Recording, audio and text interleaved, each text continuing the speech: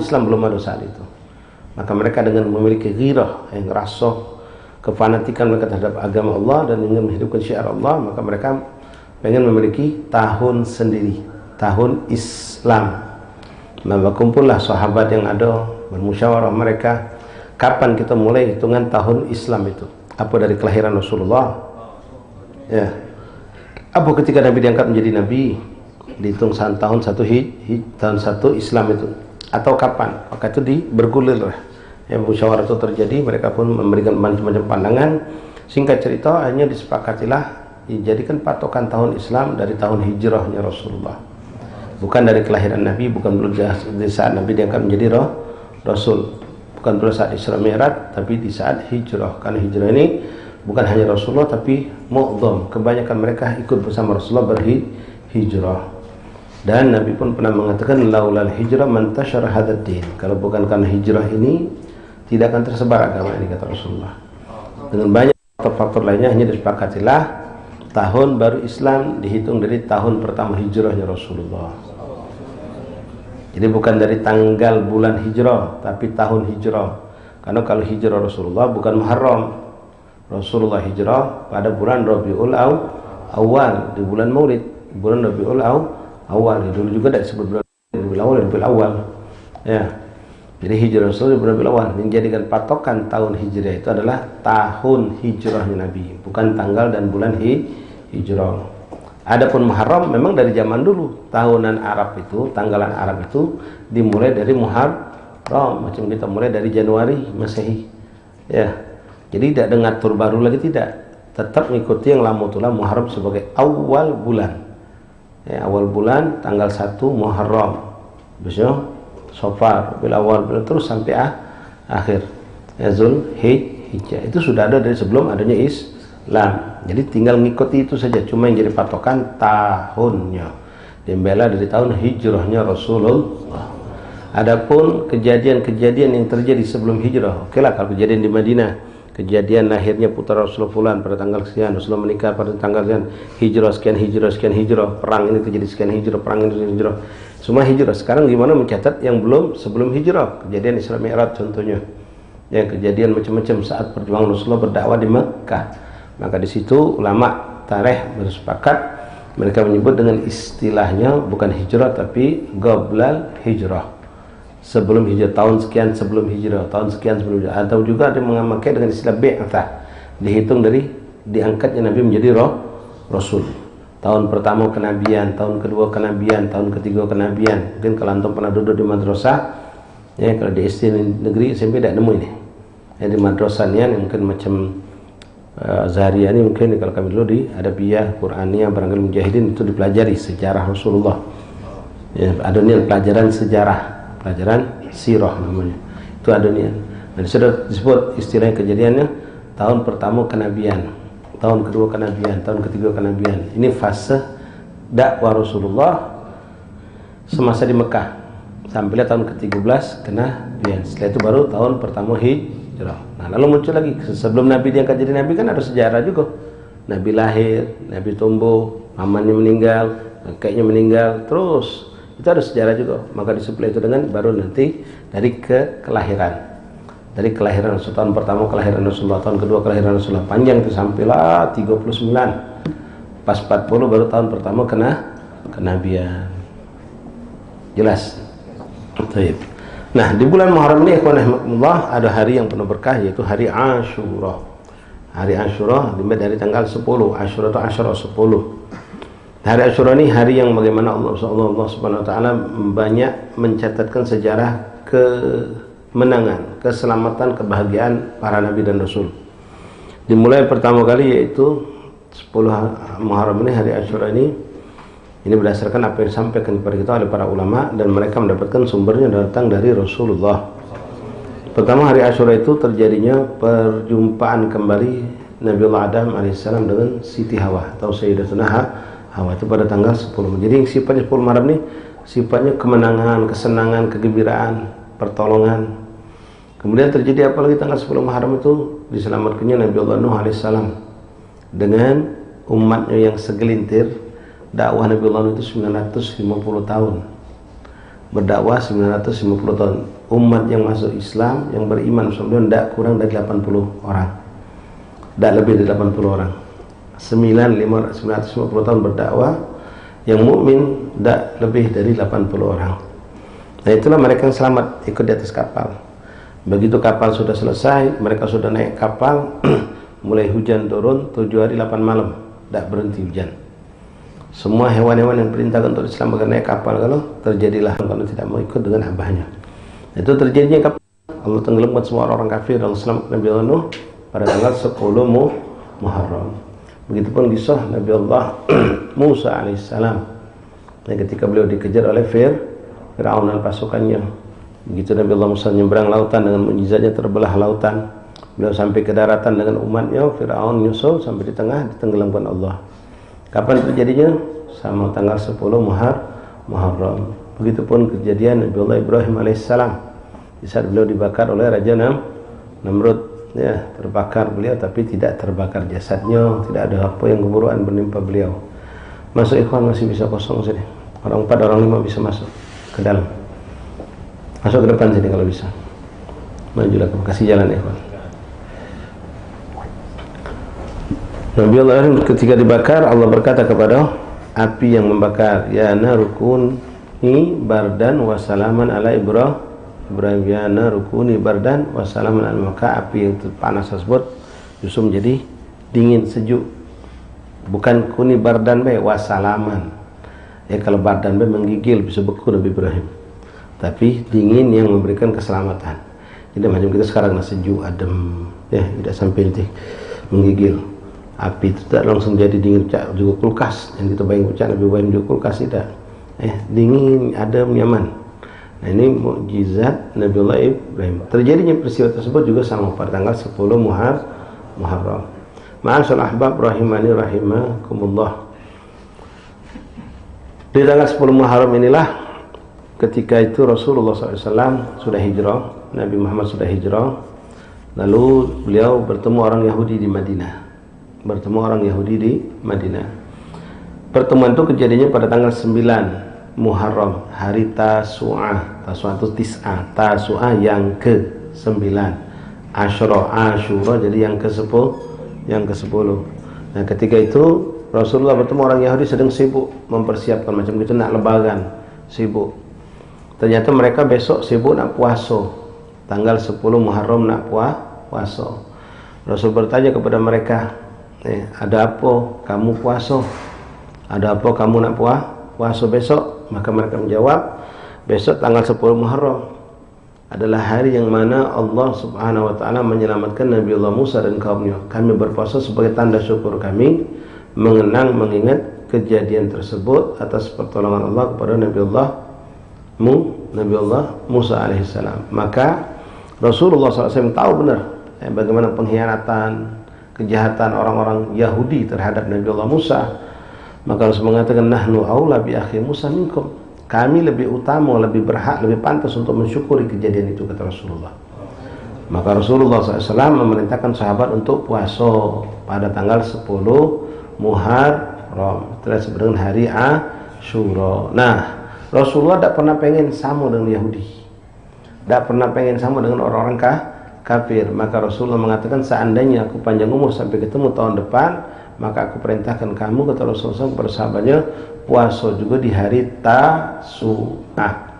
Tanggal 9 kita puasa sunnah, tanggal 10 intinya tanggal 10 itu kita puasa. 9 ini untuk apa tujuan? Untuk membedakan kita sama Yahudi, karena Yahudi puasa tanggal 10 saja. Namun jangan salah persepsi, ya. Jangan nanti pas inti kebetulan tanggal 9 tidak bisa puasa, tidak jadi puasa tanggal 10. Ngapa kita takut dikatakan Yahudi? Ya, ada nian pula kawan itu salah. Ya, dia tadi itu gagal paham. Ada majelis, tahulah sejarah ini, kalau 10 itu Yahudi, kalau 9 10 baru Muslim. Ada kawannya kebetulan tanggal 9 tidak baca puasa, jadi puasa tanggal 10 baik.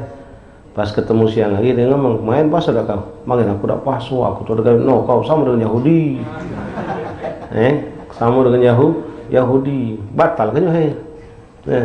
Sadar ya kawan, ya, kita memang tidak melakukan suatu yang sama dengan Yahudi dengan cara tadi tanggal 9 kita puasa. Tapi kalau kita tidak ada kemampuan, tetap puasa tanggal 10 10. Buktinya Nabi puasa tanggal 10 itu. Tanggal 10 itu waktu hari tahun pertama itu Nabi puasa. Dan kita ada udzur untuk tidak puasa tanggal 9 itu. Nah, kalaupun sebagian ulama memberikan satu solusi, kalau memang ini tidak bisa tanggal 9 karena ada udzur, biar tetap dikesankan berbeda dengan Yahudi, puasa tanggal 10, 11-nya puasa lagi. Cuma biasanya katik semangat intinya bukan katik yang puasa. Ya, cuma kalau ente memang pengen memang benar-benar puasa, ya silahkan. Yang jelas Asyhurul Hurum, bulan Muharram disunahkan puasa sebanyak-banyaknya. Cuma tanggal 10 itu ada penekanan dari Rasulullah, dan tanggal 9 Tasu'ah, 10 hari Asyura. Jelas ya, insyaallah taala. Banyak hal yang disunahkan, di antara tadi puasa. Kalau bisa jangan tidak puasa, tidak bisa tanggal 9, 10, ya 10-nya jadilah. Ya. Kalau memang 10 tidak bisa, karena apa? Tidak mengalami operasi, tidak mengalami suatu hal yang tidak mungkin dipuasa. 9-nya puasai. Tidak apa-apa. Ya, ambil bagian sunnah, jangan tinggalkan semuanya. Tidak mampu semuanya, yang tinggalkan semua, kata ulama kita. Kemudian disunahkan di tanggal 10 Muharram itu, ikhwan, samping puasa sunnah, disunahkan dengan hadis yang cukup kuat, kita melakukan namanya tausi'ul iyal. Tausi'ul iyal, menyenangkan keluarga kita dengan memberikan makanan minuman yang berlebih, tidak seperti biasa. Ya, kalau biasanya lauknya tahu tempe, naik sedikit, injuk yang bersayap.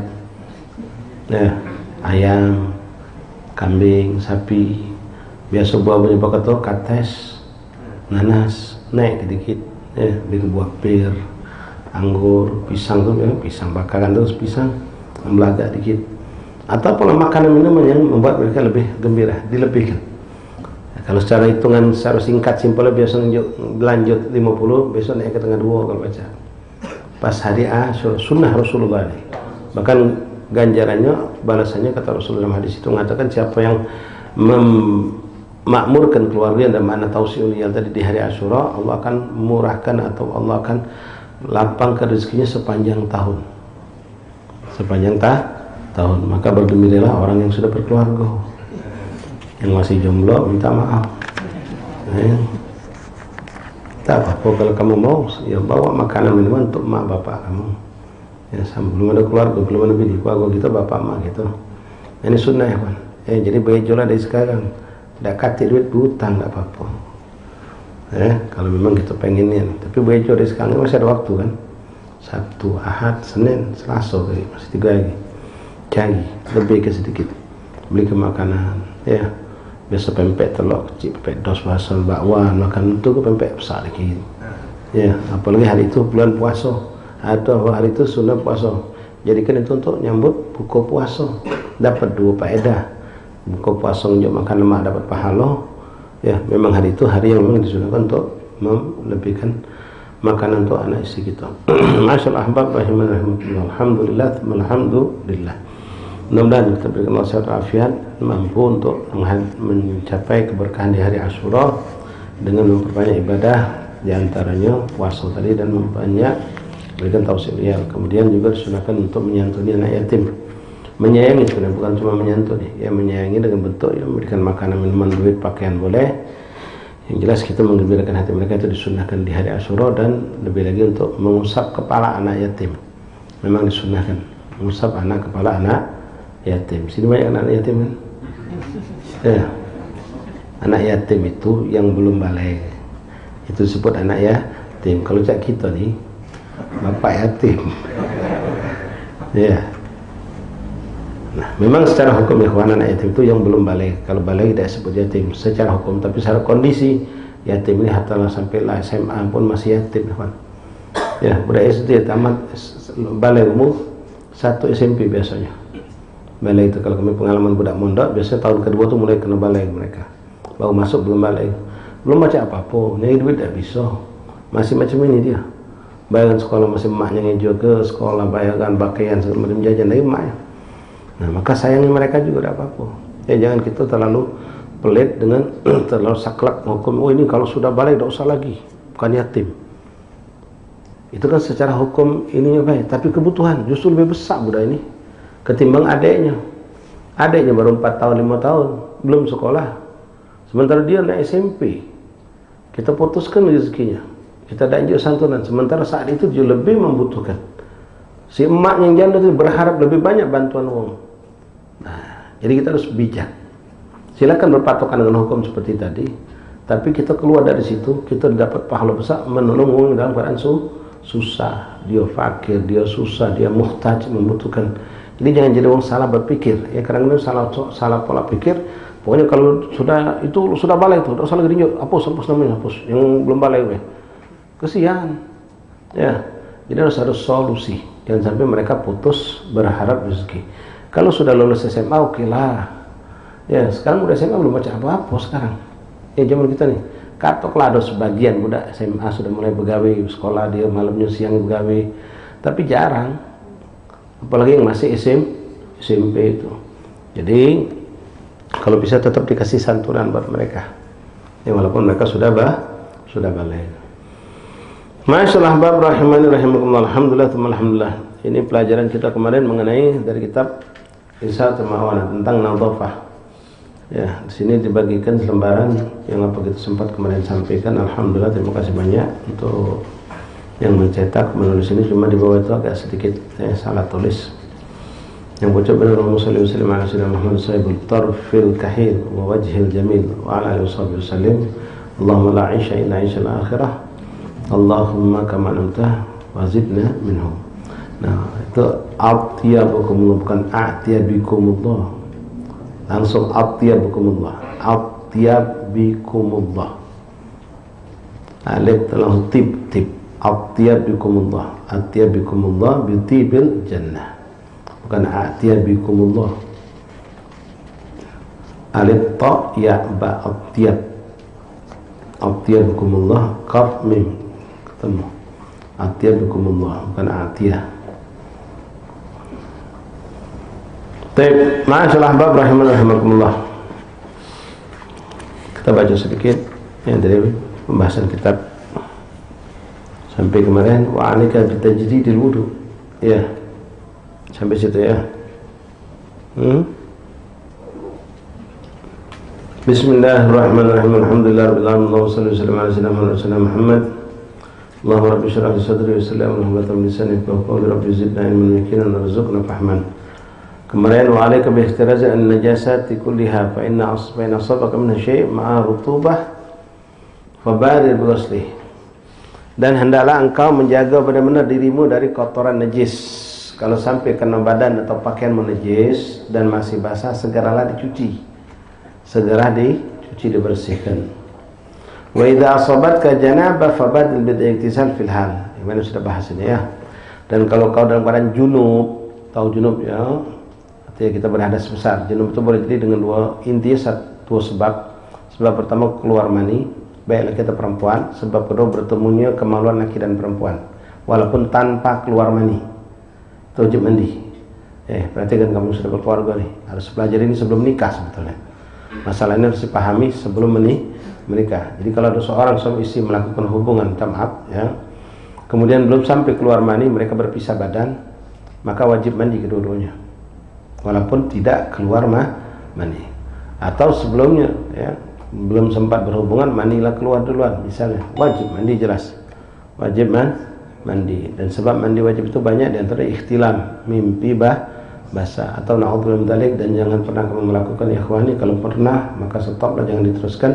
Gawe ini terkutuk, terlaknat, onani, haram, itu dosa besar ya. Onani itu diharamkan Allah dari kamu masih kecil sampai kamu tua bangko, haram hukumnya, terkutuk, terlaknat. Itu zinatul yad namanya. Kecuali maaf ya, sikok, kalau boleh sampaikan nak lebih dalam, itu harus kamu pelajari pas kamu nak nikah nanti. Boleh dihalalkan kalau suami dikerjakan oleh istrinya, istri dikerjakan oleh suaminya, itu yang halal. Halal cuma sikok itulah. Kalau kita ngawi ke dewek, haram hukumnya ya. Jadi jangan dicoba, kalaupun yang nyoba jangan diteruskan. Banyak efek buruknya ya, kamu akan lemah mental, belum lagi penyakit lemah syahwat, akan muncul penyakit macam-macam. Yang jelas gawe kita itu diharamkan oleh Allah, jangan pernah dilakukan, itu haram. Nah, kalau orang ikhtilam maka segera mandi ya. Kalau dia tidak segera mandi, maka dikhawatirkan dia akan jauh dari rahmat Allah. Innal malaikata la tadkhul baital ladzi fihi junub. Rumah tidak akan dimasuk oleh malaikat kalau di situ ada orang yang junub. Nah, kalau memang kita kondisi lemah, malas atau dingin atau manulah malam untuk mandi itu berat, minimal ambil wudhu, bersihkan kemaluan lalu ambil wudhu. Itu pun menjadikan kita boleh makan dan minum. Orang yang junub tidak boleh makan, tidak boleh minum, tidak boleh tidur. Hukumnya tidak boleh, bukan haram tapi makruh. Untuk menghilangkan makruh itu dengan cara berwudhu. Kalau kita sudah berwudhu walaupun belum mandi, maka kita boleh minum, tidak dikenakan hukum makruh. Boleh minum, boleh makan, boleh tidur. Tapi kalau kita langsung makan, minum, tidur dalam keadaan junub, hukumnya makruh, bukan haram. Tapi yang makruh harus kita hindari. Untuk menghilangkan makruh tadi dengan cara berwudhu, cuci kita punya kemaluan. Namun afdalnya kita mandi agar malaikat Allah datang kepada kita, masuk ke rumah kita. Karena kalau malaikat tidak masuk, maka kekosongan itu akan diisi oleh syaitan. Syaitan, jin akan masuk ke rumah kita. Makanya perempuan-perempuan yang haid itu, ketika mereka tidak sholat, mereka tidak baca Quran, mereka pun tidak berzikir, itu selalu datang pikiran-pikiran kotor. Bahkan jin pun menghampiri mereka. Baik, sekarang kita lanjut. Bismillahirrahmanirrahim. Ma'alaika bitajdidil wudu' likulli faridah wajtahid alla tazalu 'ala at-tahara wajaddidil wudu' kullama ahdathta. Fa'inal wudu'a silahul mu'minin wa mata kana silah hadiran lam yatajasar adu ala dunwi ilaika. Wa 'alaika bitajdidil wudu', disunahkan kita untuk melakukan tajdidul wudu'. Apa itu tajdidul wudu'? Memperbaharui wudu'. Kita masih punya wudu' lagi, itu sunnah. Ya, apalagi kita memang ada orang-orang soleh, ikhwan, 5 waktu dengan 1 wudu'. Bayangkan antum, 5 waktu sholat dengan 1 wudu'. Artinya dia tidak mengalami tidur, dia tidak mengalami BAB, tidak mengalami buang air kecil, tidak perlu kentut. Nah, ini mujahadah yang hebat. Wa ba'dhum, sebagai mereka wudu isya, salat subuh dengan wudu isya. Salat subuh dengan wudu isya, artinya dari isya sampai subuh tidak setiduan mereka. Tidak setiduan. Nah, mereka bisa tidak BAB, tidak apa, karena mereka tidak banyak makan, sehingga tidak butuh dengan banyak ke kamar mandi. Ya, itu yang membuat mereka mampu. Nah, sekarang orang yang punya wudu, apakah boleh dia berwudu lagi? Boleh, bahkan disunnahkan. Disunnahkan, namanya tajdidul wudu. Ini pun termasuk nanti kelompok orang yang akan mendapatkan dhil minallah, naungan fi yaumil la dhilla illa dhilluh. Ada 70 kelompok manusia yang bakal mendapatkan naungan di padang mahsyar. Mereka tidak akan kepanasan dengan sengatan matahari. Di antara orang yang suka melakukan tajdidul wudu. Ya, tajdidul wudu, artinya kita masih punya wudu, lalu kita wudu lagi. Misal inti dari asar. Dari asar, sholat asar di pergi majelis sampai masuk maghrib, belum batal wudu ente. Pas masuk maghrib, apakah ente harus wudu lagi ketika ente masih punya wudu? Jawabnya tidak. Ente boleh langsung sholat maghrib tanpa harus wudu lah. Kenapa tidak batal? Lain kalau batal kan. Nah, tapi kalau ente pengen wudu lagi boleh tak? Boleh. Namanya tajdidul wudu. Ya, ini disunnahkan. Tajdidul wudu. Maghrib tadi kita sudah wudu. Lalu isya masih belum batal, sebenarnya dari asal tidak batal, dari maghrib sampai ketemu isya. Nah, wudu lagi boleh, namanya tajdidul wudu. Tapi kalau nanti dari asar ketemu maghrib sampai ketemu isya tidak batal wudu, dan nanti dengan wudu asar tadilah salat isya, tidak ada larangan. Kadang kita harus seperti itu menyikapi. Kadang-kadang ketika misal nak wudu lagi itu banyak sedikit, nak wudu lagi orang ngantri, ya, kita tidak perlu wudu lagi, langsung kita sholat dengan wudu asar tadi, maghrib dengan wudu asar, isya pun dengan wudu maghrib. Itu ya, mungkin kami sendiri sering mengalami seperti itu. Kami seringkali majelis nyambung dari asar, nyambung maghrib, nyambung kepada isya. Mungkin ikhwan saksikan jarang kami ambil wudu lagi karena masih menjaga wudu. Nah, tapi kalau mau mentajdid boleh. Syarat tajdidul wudu ini ikhwan boleh dilakukan mentajdid kalau yang wudu pertama sudah digunakan. Tapi kalau yang belum gunakan untuk ibadah, maka tidak dibolehkan untuk mentajdidul wudu. Maksudnya bagaimana? Contoh, ente wudu habis mandi, betulan habis mandi, katakanlah pagi, habis mandi pagi jam 6:30 ente mandi, ente ambil wudu. Kan disunahkan kita wudu terus, jangan putus. Ya, hidup ini bagikan wudu itu bagaikan pakaian, tidak boleh kita lepas. Begitu lepas pakai lagi langsung. Ya, nah kita ambil wudu. Kebetulan kita ambil wudu, kita tidak pakai sholat, tidak sholat duha, tidak sholat apa, pergi langsung ke kantor, pergi langsung ke pasar, pergi langsung ke kegiatan kita. Begitu masuk sholat zuhur, kita masih punya wudu tadi. Apakah boleh kita wudu lagi tajdidul wudu? Jawabnya tidak boleh. Ngapa? Wudu yang pertama belum dipakai untuk ibadah. Tapi kalau itu sudah gunakan, walaupun dengan sekedar untuk megang Quran, fungsinya terpakai kan wudu itu untuk megang Quran. Nanti cuma nyium Quran, nanti taruh lagi, berarti sudah terpakai itu wudu. Karena syarat megang Quran harus punya wudu, maka boleh nanti mentajdidul wudu. Apalagi kalau itu sudah gunakan 2 rakaat salat duha misal. Wudhu tadi sudah digunakan untuk salat duha atau salat apalah. Maka begitu masuk salat berikutnya nanti pengen tajdidul wudu boleh. Tapi kalau tanpa tajdidul wudu langsung wudu pagi tadi, kebetulan kita bisa menjaganya sampai masuk zuhur, salat zuhur dengan wudu itu. Boleh. Ya, atau kalau orang dari subuh wudu sampai isyraq tidak batal, sampai duha tidak batal, masuk zuhur dia wudu, dia salat dengan wudu subuh. Subhanallah nyambung sampai asar, tidak batal dia. Tidak ada sesuatu yang terjadi membatalkan sampai maghrib bahkan sampai isya, berarti 5 waktu ketemu dari subuh sampai ketemu dengan wudu subuh. Sah tak salatnya? Sah. Tapi ulama sebenarnya menganjurkan kalau sudah lewat 2 waktu salat ahsan tajdidul wudu. Ya, di antara tajdidul wudu itu fungsinya apa? Memang suatu ibadah, kedua untuk menyegerkan diri kita. Biar lebih segar lagi, biar kita lebih semangat untuk wudu. Nah, lalu untuk ikhwan kalau ada orang yang ragu, syak, aku ini batal dah. Tadi waktu aku ngambil sosokan kesenggol dah ibu itu Misal, aku tadi waktu itu menyenggol bini dah Nah, kalau antum dalam mengalami hal seperti ini, ikhwan, ya, tidak ada istilah tajdidul wudu di situ. Pertama pastikan anak ini batal beda. Kalau yang tidak bito masih ragu batal tidak, jangan tertipu setan. Iblis paling demen bikin kita was-was. Dibikin kita jadi was. Pas kita cak nyida, pakai cak kan kita kalau pakai ilmu, cak nyida ini. Semayang bela. Pas sudah takbir, kalau batal tadi. Nah, pas sudah kamu mandi, komat. Balik lagi. Hanya kita dimain ke setan. Nah, caranya bagaimana? Batal kenian. Jadi setan pajak kita kiyuk ke, jangan dia ngiyuk ke kita. Iya, begitu sudah batal, maaf, buang angin kah atau sengaja masuk kamar mandi, sentuh itu punya kemaluan, kan batal kan? Tahu kan membatalkan wudu tahu? Ya, jangan sampai tidak tahu ya. Nyentuh kemaluan, sentuh kemaluan teh, atau nanti sengaja buang angin atau buang air.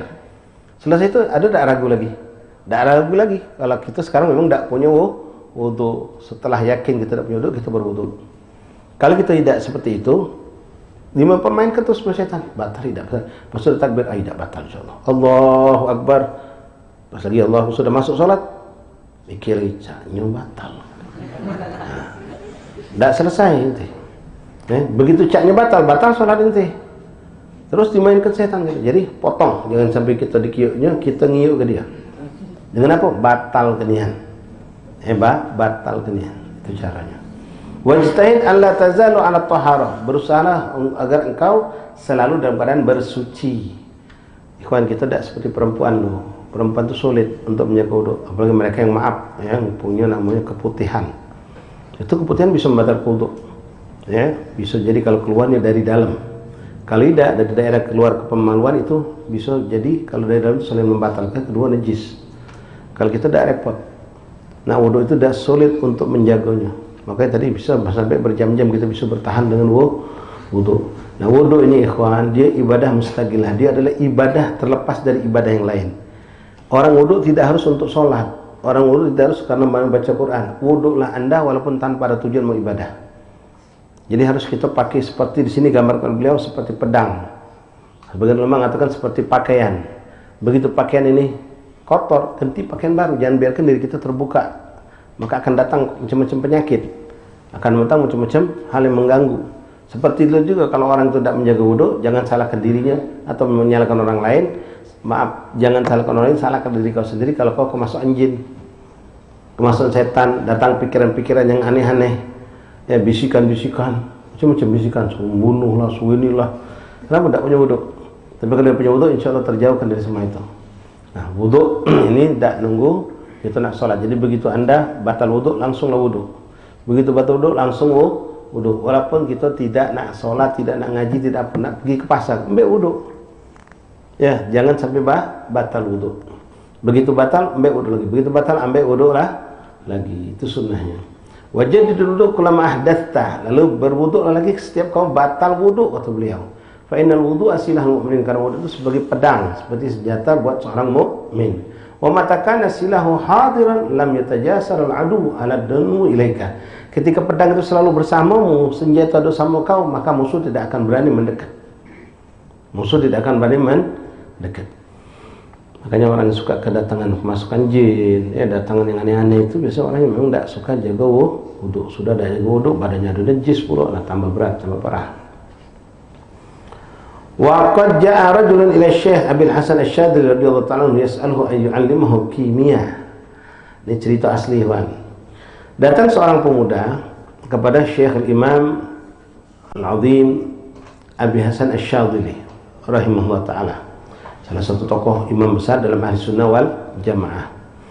Imam Abi Hasan Asy-Syadzili seorang waliullah hebat, tapi beliau menguasai juga selain ilmu akhirat, ilmu fikih, ilmu zikir, macam ilmu. Beliau juga memiliki ilmu kimia, menguasai ilmu kimia yang sekarang dikenal ilmu kimia ini, bisa membentuk ini buat besi, bisa membuat nikel segala macam itu. Beliau memiliki. Imam Abi Hasan Asy-Syadzili zaman dulu beliau kuasai itu. Maka datanglah seorang remaja, seorang pemuda datang kepada beliau pengen belajar ilmu kimia, pengen bagaimana cara membuat, merubah misalnya banyu itu bisa menjadi apa, besi bisa menjadi apa, nikel bisa menjadi apa, diubah dengan kimia sebagaimana diketahui, dengan campuran-campuran bermacam-macam itu. Maka sebelum anak ini belajar, memang beliau imam ini memiliki menguasai ilmu itu. Dia mau, sebelum kau belajar, sekarang jalani dulu apa yang kuperintahkan. Siap, kalau kamu nak belajar kan kuberikan, tapi jalankan dulu ini. Apa itu?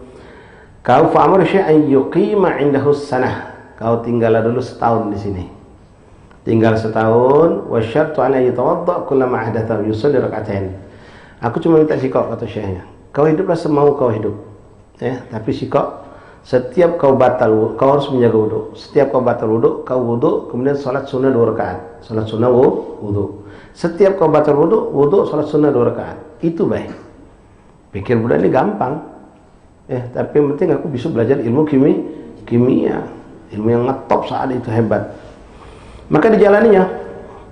Wa wa'adahu ta'alim ba'da dzalika falamma kamula dhahaba dzalika ar-rajul ila bi'ir yasqi. Jadi setiap hari budak ini kalau ambil wudu di sumur, ambil air. Begitu sampai ke pojok, ambilnya air, berwudu dia. Setelah wudu dia salat sunnah. Lalu kapan batal, ambil air lagi, wudu lagi. Setiap hari sampai setahun.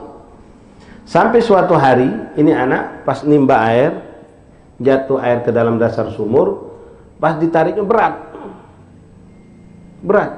terus ditariknya.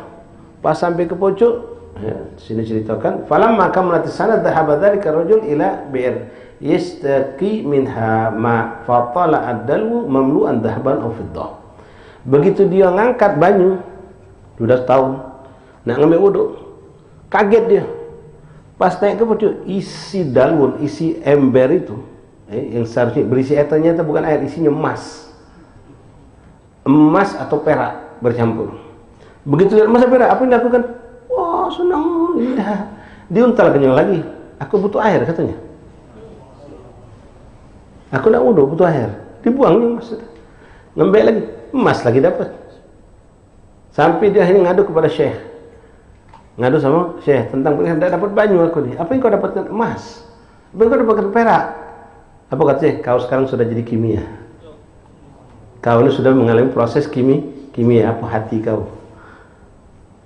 Kau sudah butuh dengan ibadah, butuh wudu, tidak lagi butuh dengan dunia. Ini perubahan yang lebih hebat dari merubah suatu benda menjadi benda yang lain.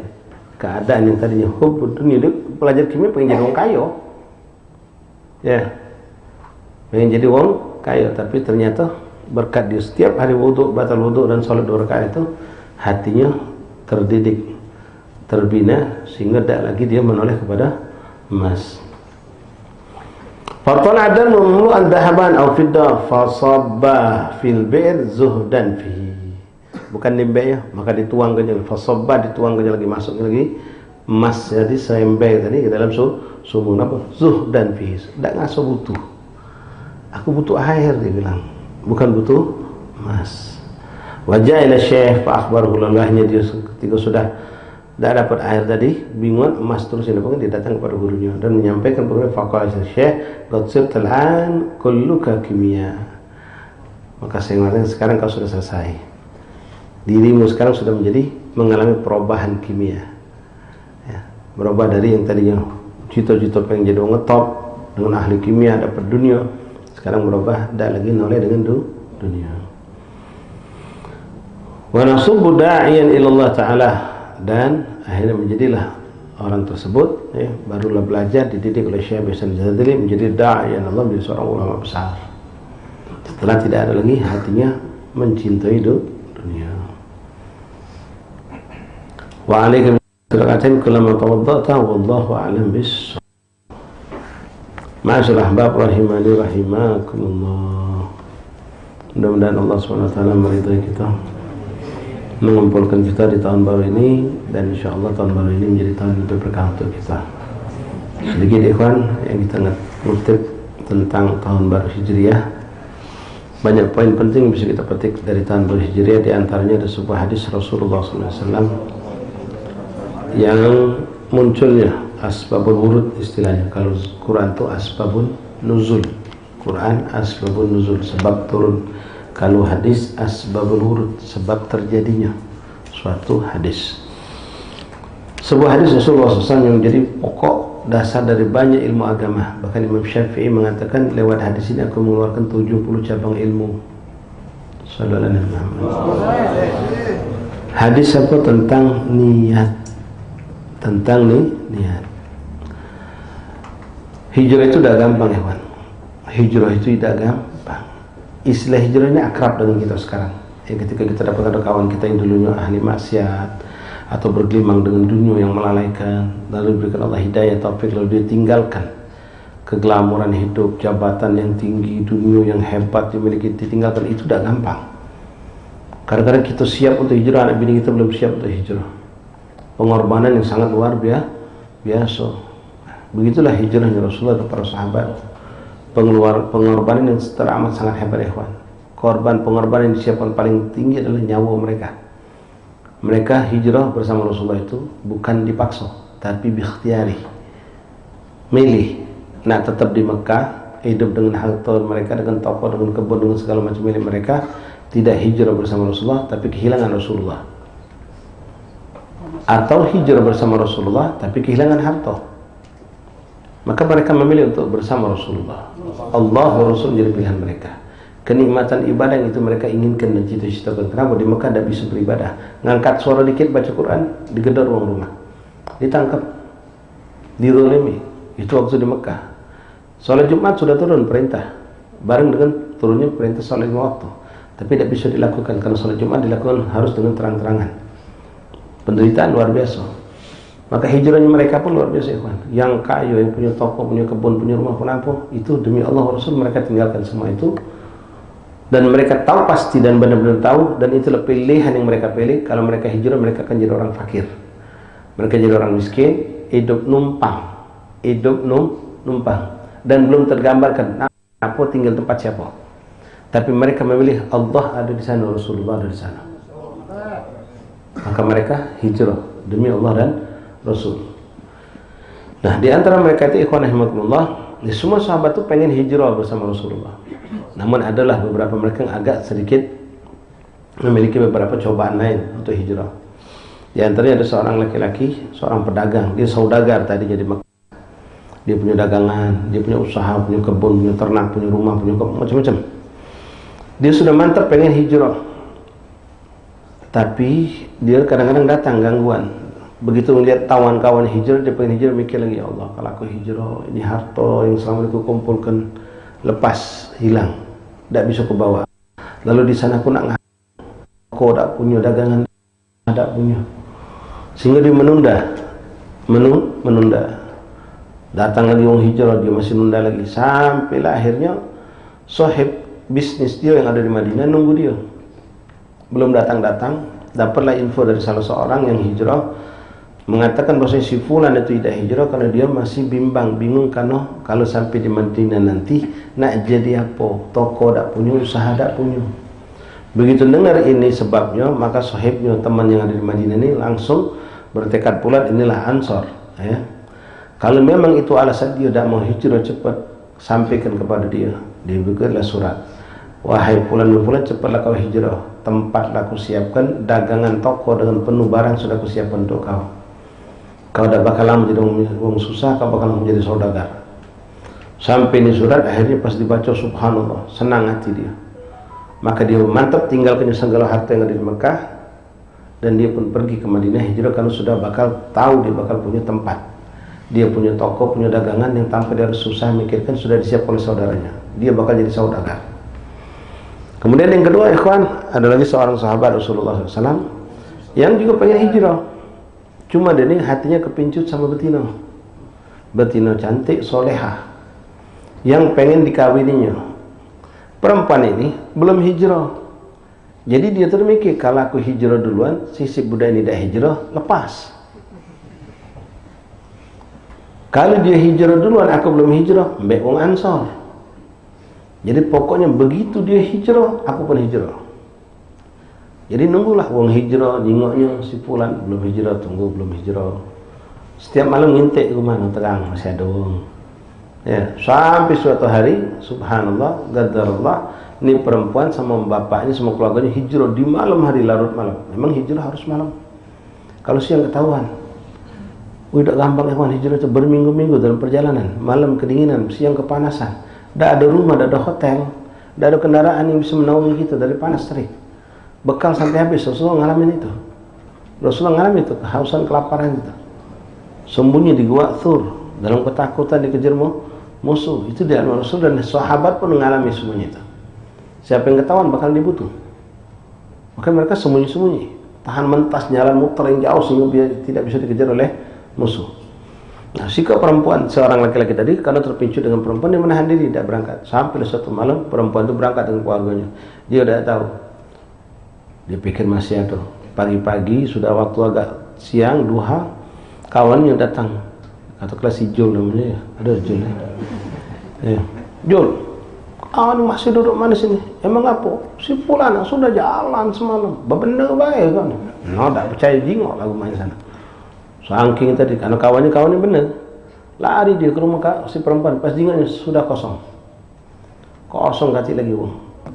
Kapan dia berangkat? Semalam. Langsung disiapkan barangnya, bekalnya, naik onto, dikejar, naik kuda, kejar yang sini tadi itu. Hijrah dia, hijrah juga.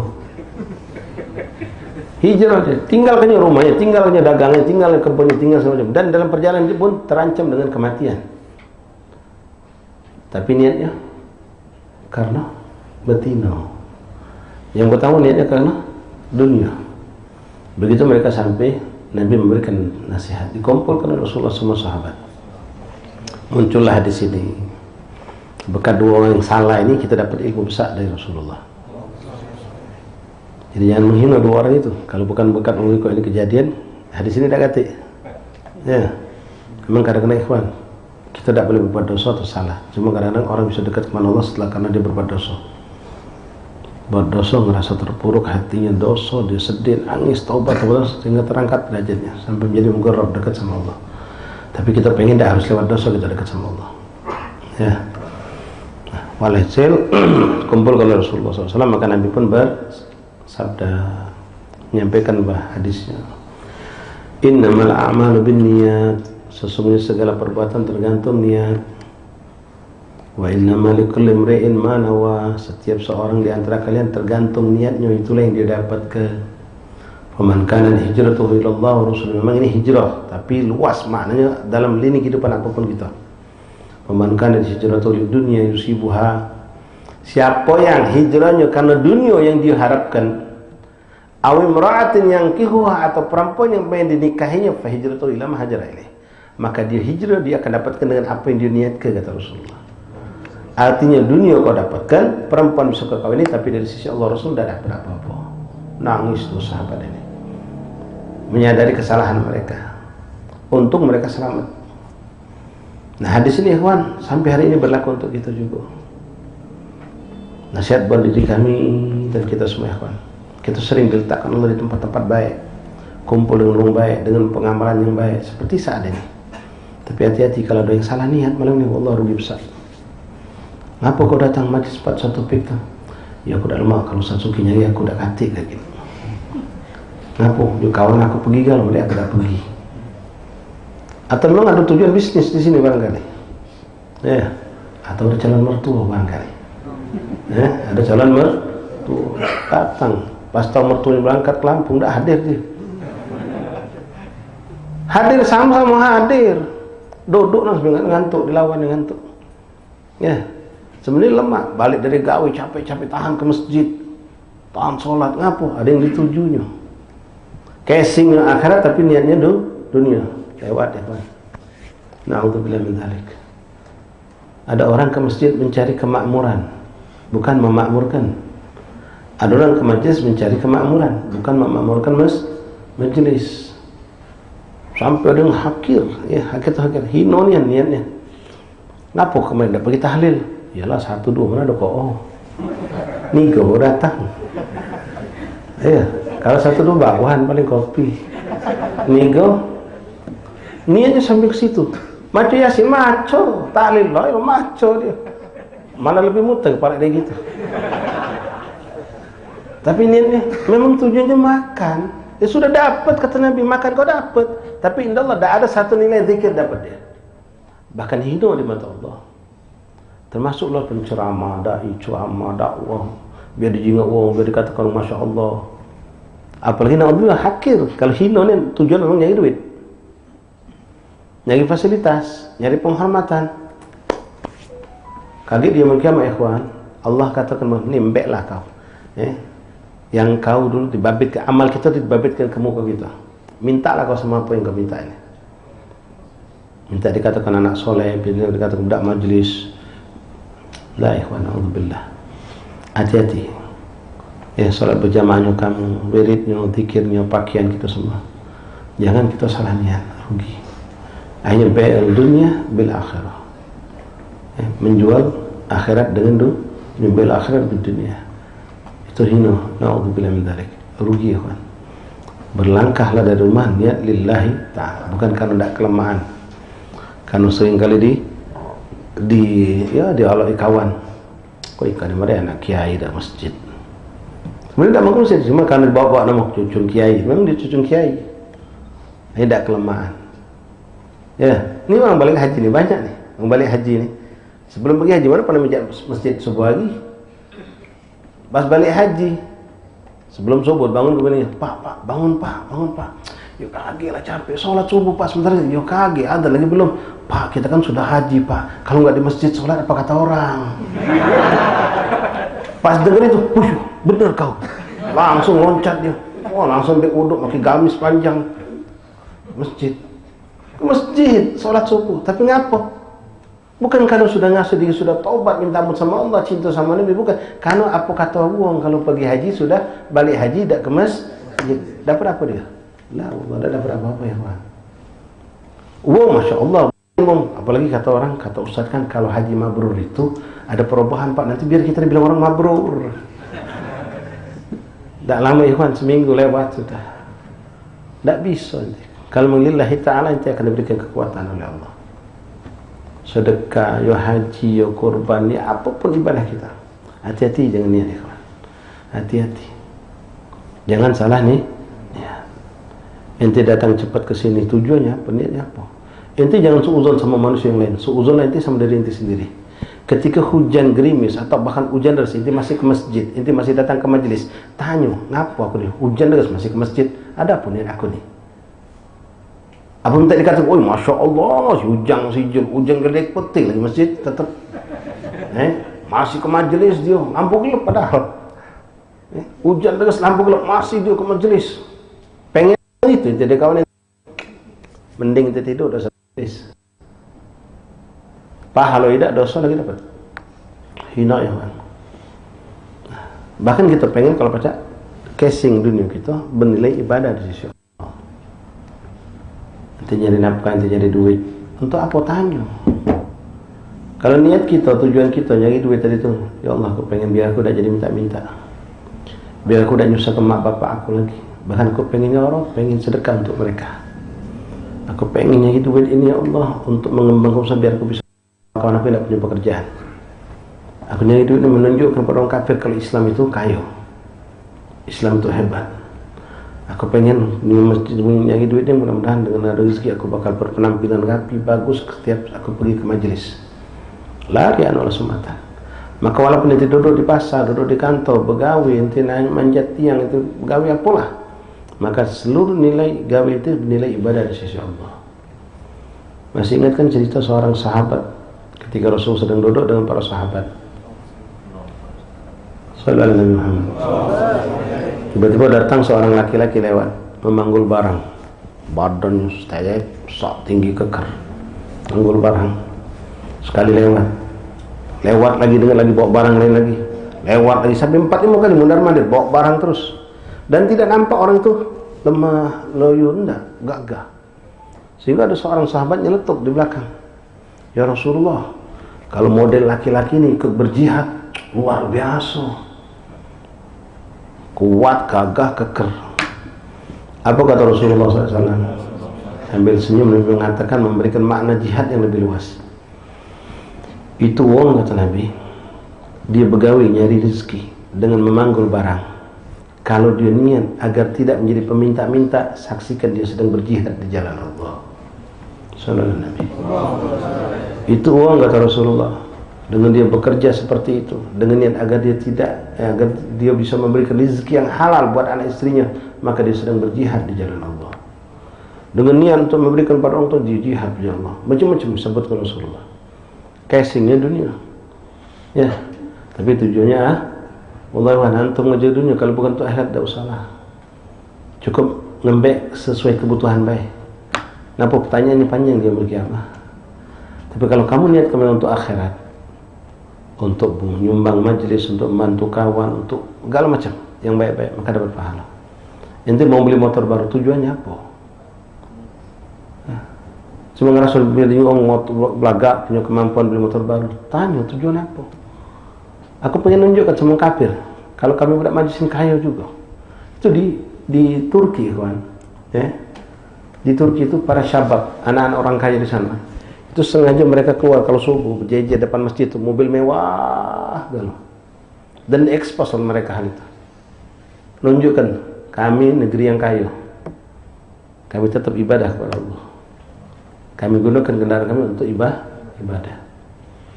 Kita boleh seperti itu, tapi jaga niat, jangan salah niat tadi, ya, jangan salah nih niat. Pergi ke majelis minta maaf, kopiah bolong sini, pakai baju koko, kaos dalam koyak kejimaan, kesendal jepit putus pakai betali. Jangan nunjuk ke miskin gitu, cari duit. Ngapa? Aku nak pengen ke majlis, bukan nak kondangan baik, majlis pakai baju belagak. Ngapa? Aku nak nunjukkan kalau majlis itu budaknya kaya. Menunjukkan juga rasa syukur kepada Allah, menunjukkan ta'ziman wa ikhtiraman, memuliakan majlis, apalagi kalau itu masuk ke masjid. Nah, diniatkan. Sampai nanti kawin, tanya apa niat kawin kemarin tuh? Ya Ustaz, cantik, anak orang kaya pula. Rugi nanti kalau seperti itu. Cantik itu dalam lembang. Ada insiden patah gigi. Lupa. Iya, ada insiden patah gigi nanti. Masih cantik? Tidak lagi. Kayu kalau mengendai sebentar lewat sudah. Tapi kenapa? Kan kesolehan juga. Soleh, sobir, apalagi abah juga soleh. Aku pengen hidup damai, tenang. Aku pengen punya keturunan yang soleh dan soleha. Niat aku kawin untuk menyelamatkan dia aku dari perbuatan zina. Untuk menyelamatkan dia dari perbuatan zina. Zaman sekarang ngeri. Aku pengen niat aku kawin dan hidup cara sunnah Rasulullah dan rumah tangga. Aku niat ke Arab, kalau kaget kawin dapat anak aku didik jadi anak yang soleh, jadi tentara ya Rasulullah. Belum kawin niat sudah Masya Allah. Dicatat semuanya. Dalam sebuah hadis bercerita tentang seorang laki-laki lewat padang. Ketika melewati padang pasir, dia melihat ya gunung-gunung, bukit-bukit pasir itu dengan indah bertumpuk hebat. Terlihat ya lihat, cobalah kalau seandainya ini milikku dan ini adalah terigu. Gunung-gunung pasir itu, ini adalah terigu, gandum, dan milikku, ya Allah akan kubagikan kepada semua orang fakir miskin. Hayalan, tetapi itu tidak keluar dari hatinya. Ketika dia wafat, ini antum bisa buka di Riyadhus Shalihin, di mana ada kitab, ceritakan tentang hadis Rasulullah. Dia memiliki amal, begitu dia diberikan kitab amal, kaget dia, no. Mana ada aku sedekah begunung-gunung gendum terigu, aku tidak mampu. Lalu buka mana? Jihad juga ada. Pernah dia terlintas pengen ikut berjihad. Sampai ini ragu, ini kalau bukan kitab aku. Ini hadis Nabi menceritakan. Sampai dia berserahkan kepada malaikat ini punya aku kali salah. Padahal nak mau dia. Dalam isinya dia tak pernah ngerasa melakukan. Sampai malaikat bertanya kepada Allah. Kata Allah, memang kitab dia itu. Coba kau tanya ke dia. Ingat tak dia waktu dia lewat satu padang pasir, menyaksikan ada gundukan pasir. Lalu dia mengatakan seandainya itu jadi gendum dan gendum itu milikku, aku sedekahkan. Maka aku catat niat dia, kata Allah. Saudara Muhammad, catat kata Allah. Antum pun sama ikhwan. Itu sekarang sudah mulai lupa dengan keadaan Palestina. Ya, kita lupa dengan keadaan macam-macam. Di negeri kita musibah banyak. Cobalah kalau mau balik-balik hati orang ini buka Allah. Oh, cobalah aku ada di sana. Ya Allah, nyawa anda lepas. Nak aku bela Islam.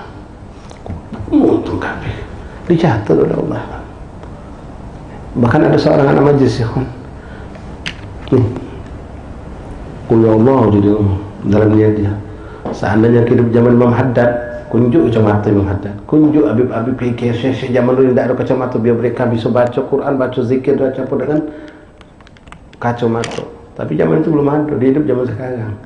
Cuma saking niat nih, seandainya hidup di zaman Syekh Fulan zaman dulu ratusan tahun belum ada kacamata. Kunjui kacamata sikok kiai itu, santri-santri itu yang tidak pacak maco karena sudah rabun dengan kacamata. Dicatat oleh Allah. Walaupun itu sesuatu yang sudah terlampau lah, lewat sudah jauh. Nah, niat soleh pentingnya yang mubah menjadi ibadah. Nah, niat ini berefek ya kawan. Kalau selalu punya niat busuk walaupun tidak dilakukannya, tidak dicatat dosa. Ya. Dalam hadis mengatakan man hamma bihasanatin walam ya'mal biha katabalahu hasanat. Wa in ya'mal biha katabalahu asyara hasanat ila amthaliha aw ila 700. Siapa yang punya niat untuk berbuat suatu kebaikan tapi tidak dikerjakannya, maka dinjuk pahala sempurna kata Rasulullah. Tapi kalau dikerjakannya maka Allah akan berikan sampai lipat 10 sampai 70 sampai 700 kali lipat. Malam ini tekad insyaallah malam ini anak nak bangun tahajud, nak baca Quran, nak zikir, nak salawat, nak. Sudah kita siapkan. Bukti siap itu bukan cuma usaha, baker sudah kita siapkan. Alarm sudah kita siapkan. Mak kita yang biasa bangun cepat kita pesankan mak, kalau mak bangunkan aku mak. Sudah kalau siap. Singkat cerita karena satu dan lain hal. Tak kata mak kita lupa bangun kita, baker kita lupa nge-on kan mati habis baterai. Misal bangun azan subuh. Kalau memang niat kita benar-benar lillahi ta'ala benar-benar sungguh-sungguh, lah dapat itu. Dicatat oleh Allah. Berapa banyak kalau kita pengen hadir malam ini, mungkin ada udzur di rumah.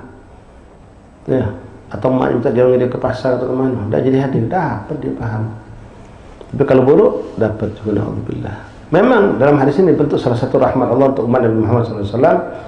Rasul mengatakan waman hamma bisayyi'atin, dan siapa yang punya niat untuk melakukan suatu keburukan, walam ya'mal biha, dan tak jadi digawinya, kata pahala hasanat, dinjuk pahala oleh Allah.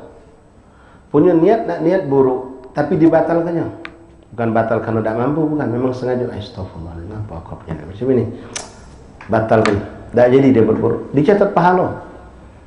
Kalau dilakukannya dosa cuma kok dicatat. Beda dengan amal baik tadi. Nah, ikhwan rahimakumullah, balik cerita tentang Nabiullah Ibrahim tadi yang dibakar Namrud. Dalam syariat Islam ada dua binatang yang masuk dalam hukum syariat. Banyak sebenarnya, cuman yang dua ini yang berhubungan dengan Nabi Ibrahim alaihissalam. Kalau antum memang pintar, mampu baca kitab tafsir, buka cerita tentang Nabiullah Ibrahim ketika dibakar oleh Namrud. Di situ ada dua makhluk Allah yang lemah. Sikap cinta tegak duduk, sikap benci tegak duduk sama Nabi Ibrahim. Yang cinta tegak duduk, kodok, tahu kodok, katak. Yang benci tegak duduk, cecek. Cecek ini tidak demen sama Nabi Ibrahim. Sehingga muncul syariat, ikhwan. Ente kalau bunuh cecek dapat pahala. Ente bunuh cecek dapat pahala. Bahkan di dalam kitab itu sampai disebutkan kalau ente bunuh sekali pukul langsung mati, pahalanya lebih besar daripada kalau mati 2 kali pukulan baru mati. Ente pukul sampai 3 kali baru mati, itu lebih kecil pahala dibanding yang mukul 2 kali baru langsung mati. Apalagi sekali mukul langsung mati. Itu berpahala dalam syariat Islam itu. Ya, apalagi terlihat kadang-kadang dia tidak sah solat, pijat tai cecek. Dan cocok ini juga ikut andil dalam sejarah hijrahnya Rasulullah. Ketika Rasulullah masuk Gua Thur, ketika orang kafir sudah naik ke, mereka sudah memutuskan Nabi tidak ada di dalam. Kenapa? Melihat ada sarang laba-laba, melihat ada burung yang bertelur. Begitu mereka sudah memutuskan hendak turun, suara cecak dijaga. Suara cecak. Nah, secara hukum akal mereka, kalau ada suara cecak pasti ada uang di dalam. Hampir mereka mau menerobos, tapi akal mereka lebih menguatkan, tidak mungkin. Sarang laba-laba itu pasti rusak. Nah, balik cerita Nabi Ibrahim.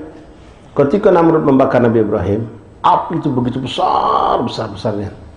Dimasukkan Nabi Allah Ibrahim ke dalam api. Allah berkata kepada api, ya naru kuni badan salaman ala Ibrahim. Maka menjadi sejuk, ada nyaman. Menyaksikan di sebelah kanan, kata si cecak menyaksikan di sebelah kiri. Cecak ini berharap, matilah kau, lantaklah kau, syukurlah kau, di cecak tadi itu. Yang kodok nangis, ya Allah lindungi Nabi Ibrahim, ya Allah sayang Nabi Ibrahim, selamatkan dia ya Allah. Begitu api itu sedikit redup, api itu besar pecah rumah ikhwan. Sedikit redup, cecak langsung gelisah. Nah, kau kaget mati api ini. Tak boleh sampai mati api ini, harus besar dan terus besar. Akhirnya apa yang dia lakukan? Dia maju berusaha mendekati api. Ya cecak maju maka api maju dia. Jadi jarak dia sama api itu mungkin sekian puluh meter. Apinya besar loh kayak rumah. Apa yang dilakukan cecak? Ditiupnya api biar tidak pidem. Padahal pasir tidak bergerak, tak tiupan dia. Usaha dia tidak ada nilai, tapi niatnya pengen biar Nabi Ibrahim binasa agar api itu tidak mati. Subhanallah, beda dengan katak. Katak itu jangan bunuh loh, haram hukumnya. Katak jangan dibunuh, haram hukumnya. Kecuali kalau dia mengganggu. Boleh juga kalau memang untuk suatu penelitian barangkali. Jadi jangan jadikan permainan katak itu. Katak ini subhanallah, begitu lihat Nabi Allah Ibrahim terbakar, dia nangis sampai dia berpikir, aku harus berusaha mematikan ini api. Api besar.